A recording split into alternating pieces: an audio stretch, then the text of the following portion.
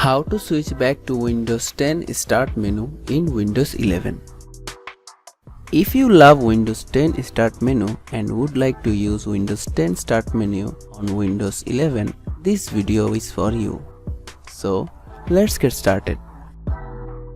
Right click on the taskbar. Click on Taskbar Settings. Then click on Taskbar Behaviors on the right side. Then click on the box of Taskbar Alignment and select Left. Now close the window. Now click on Menu. Type Regedit.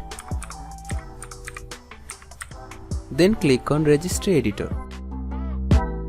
Now from the left side, click on H key Current User. Then click on Software. Then click on Microsoft. Then click on Windows.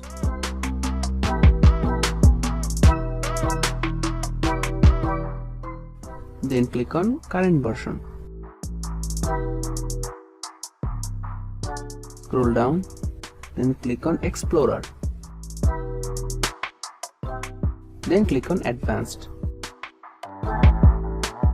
Now go to the right side. Right click on the empty space.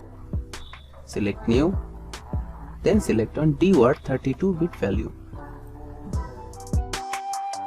Rename it by this name.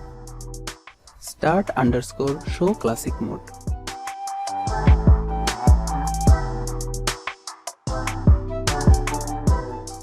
Tap Enter.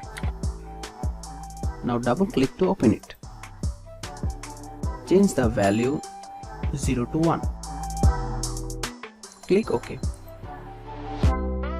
Now you can close the registry editor and restart the computer.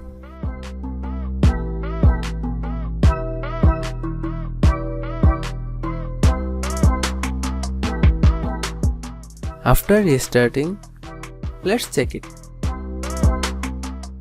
Done.